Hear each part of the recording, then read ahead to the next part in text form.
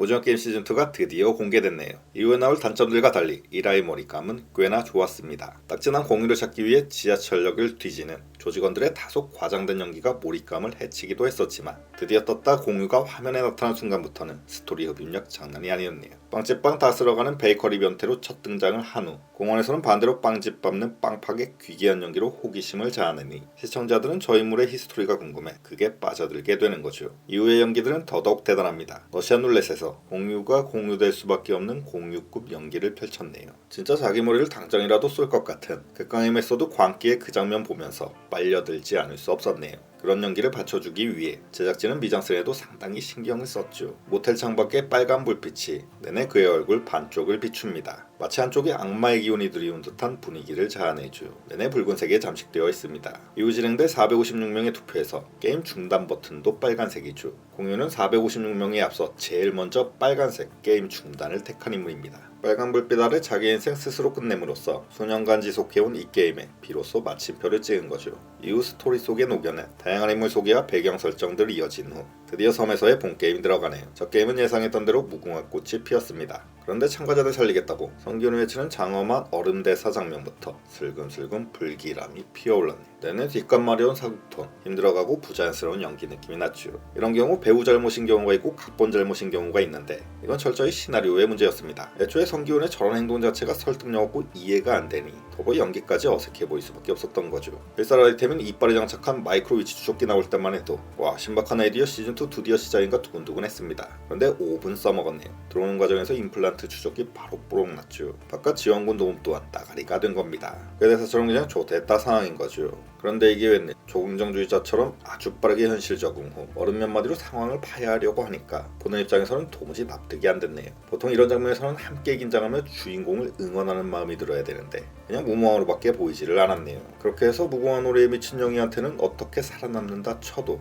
그 이유는 어떡할 건가요? 시즌1 상금 다 틀어서 군대를 불러와도 모자랄 마당에 고작 경력치 선배가 외치는 분노의 얼음함성 몇 마디로 최대한 살려보겠다고 하니 말이 아주 안 될 건 아니지만 그렇다고 머리로 이해할 수도 없었던 공감이 어려운 설정이었네요. 저 게임의 최대 빌런은 타노스였죠. 지난번 제 영상에서 탑의 출연을 언급하면서 좀 부정적인 뉘앙스로 말씀을 드렸더니 9년 전 일인데 지금까지 안 좋게 보는 건 좀 아니지 않냐는 댓글이 있었습니다. 개인적으로 맞는 말씀이라 생각해 인정하고 수긍했습니다. 그래서 미운털 이미지 선입견 다 걷어내고 그냥 배우 중 한 명으로 투명하게 시청을 시작했는데 이럴 수가. 나온과 동시에 깜짝 놀랄 수밖에 없었습니다. 무려 탑이 연기한 타노스가 야그라는 설정으로 나온 거죠. 감독님과 배우 본인의 패기에 경의를 표하지 않을 수 없었습니다. 한때 약쟁이였다가 결국 여기까지 오게 됐다 이런 설정도 아니고 얘는 실제로 약 흡입하는 번역 약쟁이 컨셉으로 나온 거라 그런 정면 돌파 출연 캐스팅에 나름 신선한 느낌이 들기도 했었네요. 그가 지니고 다니는 십자가 속의 약은 총 3가지 색이죠. 노랑, 빨강, 파랑. 속칭 건널목봉이 아닐까 예상만 될 뿐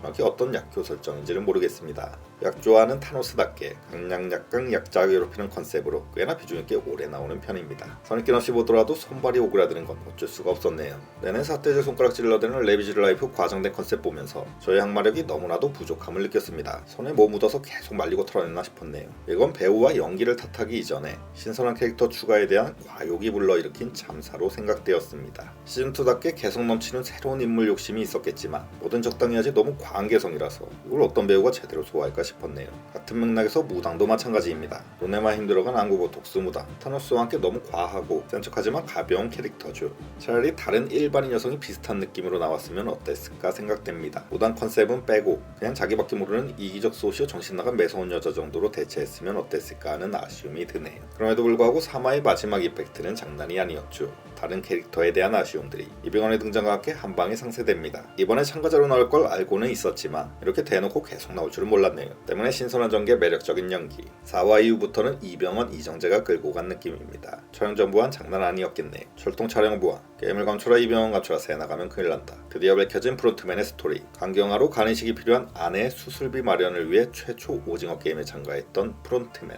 하지만 우승 이후에 아내와 뱃속의 아이 모두를 잃은 걸로 보이네요. 이번에는 첫 번째 001, 501 참가자로 위장 후 참가해서 마지막 456 성기훈과 대립합니다. 성기훈은 남을 도우려는 마음, 인간성을 믿는 인물. 오영일은 결국엔 자기밖에 모르는 추악한 인간의 민낯, 비인간성을 끊임없이 증명하려는 인물. 따라서 시청자들은 오영일이 도대체 무슨 생각으로 왜 저러는 건지 끊임없이 그의 머릿속을 추적하고 따라가면서 보게 됩니다. 팽이 실력 말하듯이 의도적 진상 찢다 연기에서 진짜 저러다 바보가 바지에 오줌 싸는 거 아니야 하는 생각까지 들었죠. 끝판왕 프론트맨이 인생 나락간 오영일을 연기하는 걸 이병헌이 연기하는 거라서 입체적인 대단한 캐릭터 연기를 보았네요. 문제는 그럼에도 불구하고 그와 함께했던 5인 6각 달리기에서 아무런 긴장감도 느낄 수가 없었다는 겁니다. 게임 구성 아이디어는 좋았죠. 딱지치기, 비석치기, 공기놀이, 팽이 돌리기, 제기 차이까지 전통 게임 한 번에 5개 다 집어넣는 밀도 높은 게임 구성 시도는 좋았지만 문제는 그닥 재미가 없었다는 겁니다. 분명 총 맞아 죽는 사람들은 여럿 나오고 눈에도 보이는데 그닥 긴장감이나 서스펜스는 느낄 수가 없었네요. 현주가 무당 강싸대기 날려 쌍코피 터지는 장면에서 현웃음 한 번 터졌을 뿐 그 외 시청자들 감정 움직이거나 손에 땀을 지게 하는 긴박감과 스릴은 온데간데 없었습니다. 음악은 또 왜 이렇게 필요 이상으로 밝고 경쾌한 건지 처음에는 감각적 시도와 연출로 보였지만 계속 보다 보니까 이건 그냥 컨셉 잘못 잡았다는 느낌이 들었네요. 그러니까 소리가 따로 놀았습니다. 그리고 매 게임 중간마다 나오는 OX 투표, 새롭게 추가된 게임의 속행 중단을 투표하는 시스템이죠. 문제는 이 투표를 매번 계속한다는 거고 그게 시청자들한테는 곤혹이라는 거죠. 처음엔 신선했지만 두 번째 투표부터는 지루합니다. 분량이 늘어나는데 결정적 역할을 할 수 있고 더불어 다양한 군상들의 심리 갈등, 치열한 기싸움과 대립을 보여줌으로써 몰입감 증가시키는 효과를 의도했겠지만 문제는 투표 때마다 매번 똑같이 느껴져서 그냥 지루했다는 겁니다. 나중에는 저만 사람들은 언제 또 투표하나, 그냥 빨리 죽어라 투표 빨리 끝나게, 그런 마음까지 들었네요. 그래도 짝짓기 게임은 꽤나 볼만했죠. 음악도 찰떡, 긴장감도 있었습니다. 오영일이 다른 참가자 목 비트는 장면에서는 순간 몰입감과 서스펜스 폭발했네요. 또 살짝 심파일지언정 엄마와 아들의 감추고 싶은 내면을 드러낸 시퀀스도 좋았습니다.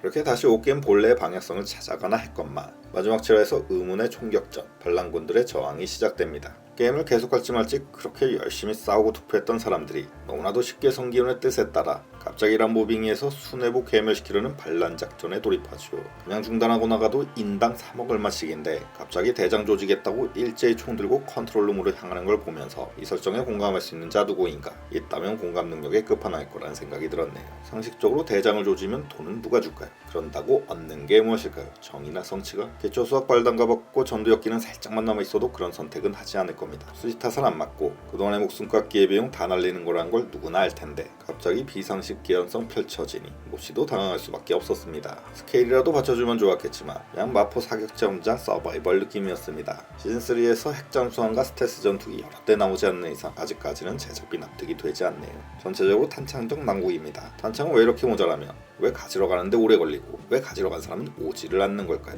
탄창 때문에 허파 디비지는 줄 알았습니다. 그리고 바깥의 지원군들은 도대체 언제 오는 걸까요? 그렇게 기약 없이 바다만 계속 떠다니다가 해적왕 원피스 세기관으로 이어질까 우려됩니다. 드론도 여러 대 운영할 걸 추천드립니다. 사람이 몇이고 받아먹은 활동비가 얼만데 드론 한 대로 주구장창 써먹을까요? 그 안 되고 정나면 어쩌려고. 그 밖에 여러 가지 개연성과 설정에서 많은 문제점들이 발견되긴 했지만 그럼에도 불구하고 꽤나 재밌게 본 건 사실입니다. 기대감이 컸던 만큼 단점은 더 커 보이고 그런 단점 위주로 리뷰를 하긴 했지만 사실 볼 때는 적당히 타협하는 마음으로 충분히 재밌게 볼 수 있었네요. 시즌3가 나와도 당연히 바로 시청을 하겠죠.